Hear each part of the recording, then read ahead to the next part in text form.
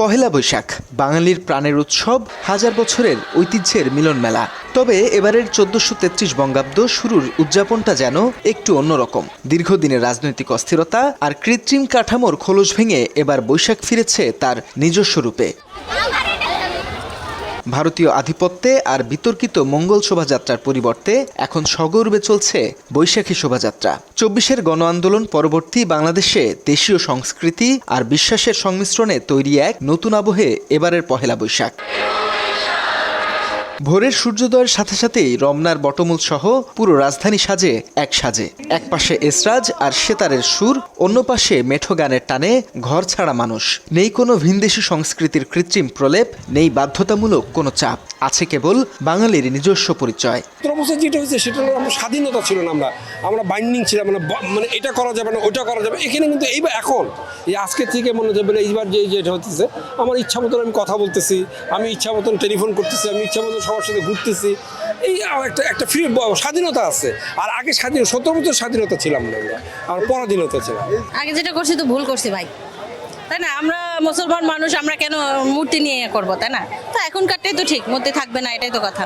আগে বৈশাখ মানেই ছিল বড় বড় মূর্তি আর ভিনদেশি ঢঙের কিছু আচার, কিন্তু এবার পহেলা বৈশাখে বুক ভরে নিঃশ্বাস নেয়ার কথা জানান সাধারণ মানুষ। তারা বলছে এখানে কোনো দেবতার মূর্তি নয়, বরং কৃষকের লাঙল আর মাটির গয়নার কদর বাড়ছে। আমাদের ওই যে মঙ্গল যাত্রা কিংবা ওই মূর্তি পূজা, ওইগুলো তো আমাদের সংস্কৃতিতে আসার কথা না। আমরা যেটা দেখছি ছোটকাল থেকে দেখছি, এইসব ছিল না। এই মঙ্গল যাত্রা টাত্রা এগুলো ছিল না। তখন আমরা যেগুলো করতাম, আমাদের যে ঐতিহ্যের আমরা সামনে নিয়ে আসতাম এবং সেই ঐতিহ্য দেখাইতাম। আগে আমরা এমন দেখিনি, তাছাড়া আগের দিনই হতো তো এত বেশি জাঁকজমক তখন ছিল না, তখন মূর্তির কোনো প্রচারণও ছিল না, মানুষজন আসতো তখন আনন্দ উৎসব করতো। কিন্তু আজকে এসে দিনটা সেই ট্র্যাডিশন চেঞ্জ হয়ে গেছে, এখন অন্যভাবে মানুষ ওইভাবে আর পালন করে না। এখন ওই যে যার মতো যার যা মনে আসে সে সেইভাবে এখন পালন করে। আর সেদিনের সাথে আজকের দিনে তো অনেক তফাৎ হয়ে গেছে। ইতিহাস বলছে পহেলা বৈশাখ মূলত কৃষি নির্ভর উৎসব।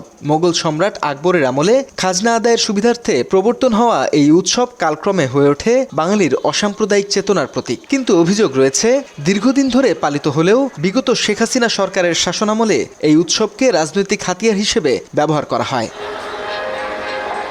বিশেষ করে মঙ্গল শোভাযাত্রার নামে হিন্দুদের বিভিন্ন দেবদেবীর অনুকরণে তৈরি বিশাল মূর্তির মিছিল অনেকটা বাধ্যতামূলক রূপ ধারণ করে, যাকে সাধারণ মানুষ ও আলেম সমাজ ভারতীয় সাংস্কৃতিক আধিপত্যের অংশ হিসেবে দেখে আসছিলেন। মঙ্গল শোভাযাত্রা আমাদের বাংলাদেশে কখনো আগের থেকে ছিল এরকম না। এটা জোর করে ভিনদেশি একটি সংস্কৃতিকে চাপিয়ে দেওয়া হয়েছিল। আমাদের বাংলাদেশে আগে আনন্দ শোভাযাত্রা হতো সেই ঐতিহাসিক সময় থেকেই। এরপরে এসে একটা গোষ্ঠী পরিকল্পিতভাবে মঙ্গল শোভাযাত্রা চাপিয়ে দিয়েছিল। আলহামদুলিল্লাহ অভ্যুত্থানের পরে এইটা আবার নতুনভাবে বৈশাখী শোভাযাত্রা হয়েছে। আপনারা জানেন এই বছরে বাংলাদেশ সরকারও বৈশাখী শোভাযাত্রা নামে এই আয়োজন করেছে।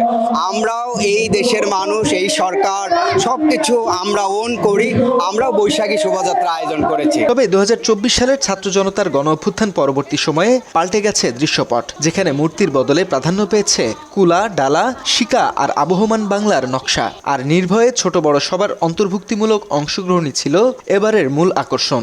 দেশ এবং জাতির জন্য বৈশাখ নিয়ে আসুক অনাবিল আনন্দ।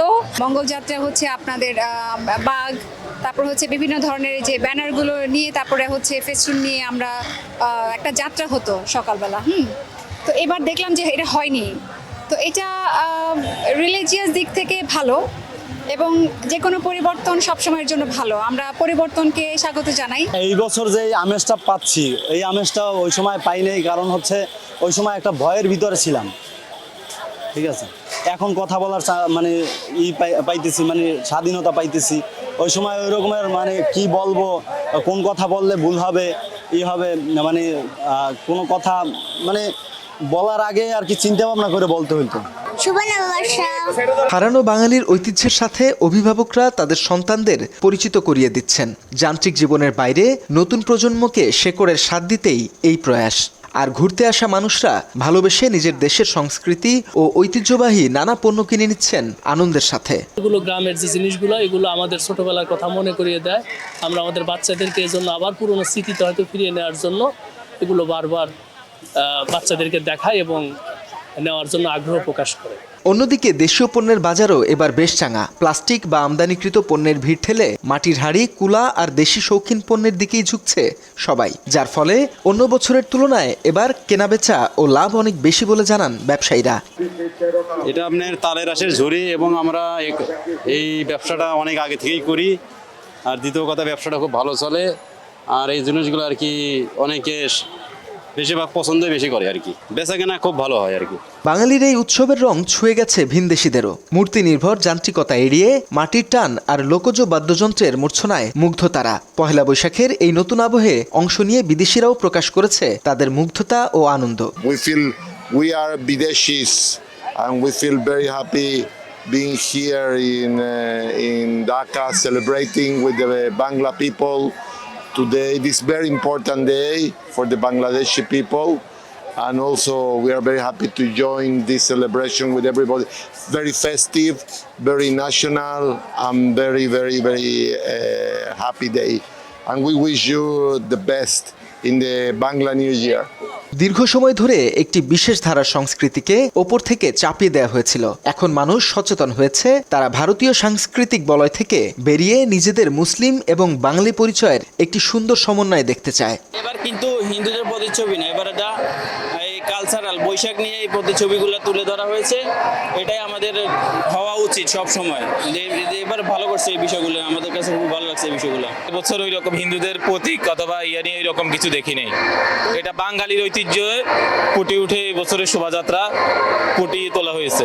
রমনা থেকে সোহরাওয়ার্দী উদ্যান সবখানেই যেন উৎসবের রঙিন জোয়ার। মাটির তৈজসপত্র আর লোকজ মেলার পসরা জানান দিচ্ছে বাংলা তার আপন কক্ষপথে ফিরছে। অপসংস্কৃতির মেঘ কেটে গিয়ে এখন বাংলার আকাশে নতুন সূর্যের আলো। ইতিহাসের বাঁকবদল শেষে এবারের বৈশাখ যেন একটি নতুন বার্তা দিচ্ছে।